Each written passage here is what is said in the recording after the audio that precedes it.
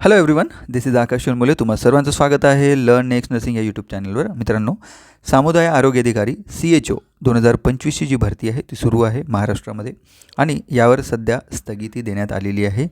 Okay, 22 जानेवारी 2026पर्यंत.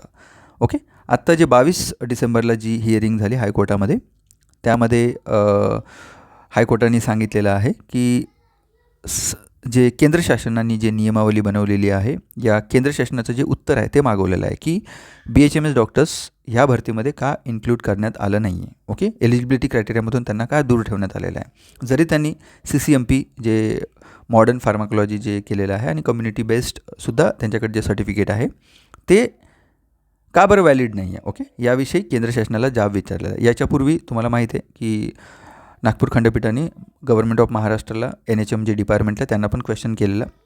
तर NHMने त्यांनी सरळ सांगितलं की ऑलरेडी केंद्र शासनाची नियमावली आहे तेच आम्ही फॉलो करतो. ओके, त्यानुसार सध्याच्या परिस्थितीमध्ये केंद्र शासनाने काय केलेलं आहे, आता केंद्र शासनाला जाब विचारण्यात आलेला. उच्च न्यायालयाने एक आदेश दिला की केंद्र शासनाने याच्यावर उत्तर द्यावं की ह्या डॉक्टरांना पात्र का करण्यात आलं नाही आहे.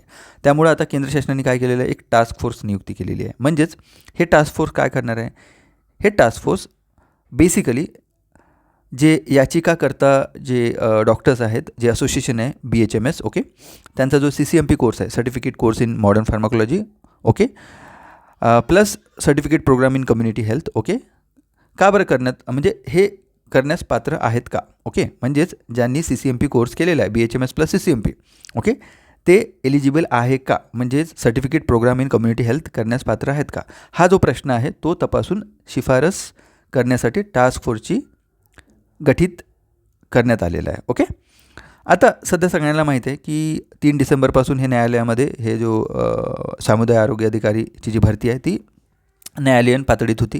त्यानंतर 7 डिसेंबरपर्यंत गव्हर्नमेंट ऑफ महाराष्ट्राने उत्तर दिलं.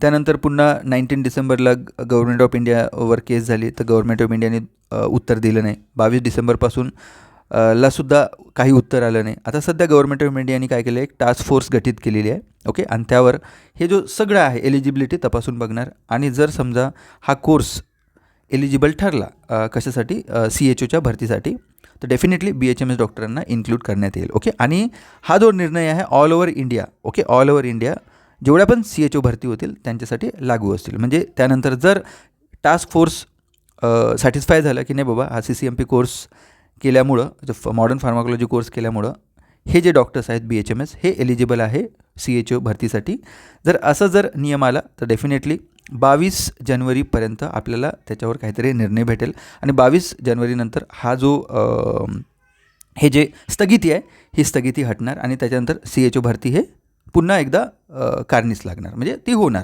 ओके, म्हणजे एक्झाम्स वगैरे 22 जानेवारीनंतर आपल्याला कळेल की बाबा याची परीक्षा कधी होईल वगैरे काय ते.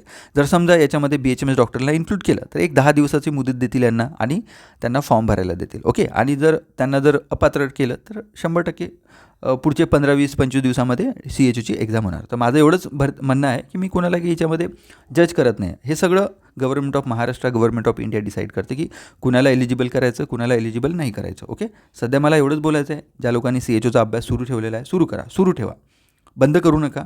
ओके, आणि सैल बिलकुल पडायचं नाही, अभ्यास तुमचा कंटिन्यू ठेवा, कंटिन्युटी ठेवा. टेस्ट सिरीज घेतली नसेल तर लर्न नेक्स्ट नर्सिंगची टेस्ट सिरीज घ्या. कोर्सेस चालू आहेत CHOचे ऑनलाईन, ते घ्या. ओके, डेफिनेटली तुमची जी CHOची जी तयारी आहे ती अजून एकदा मजबूत करा. तुम्हाला जर वेळ भेटत आहे तर तुमच्या संधीमध्ये रूपांतर करा. ओके, सो डेफिनेटली 22 जानेवारीपर्यंत यावर काही ना काहीतरी मार्ग निघेल.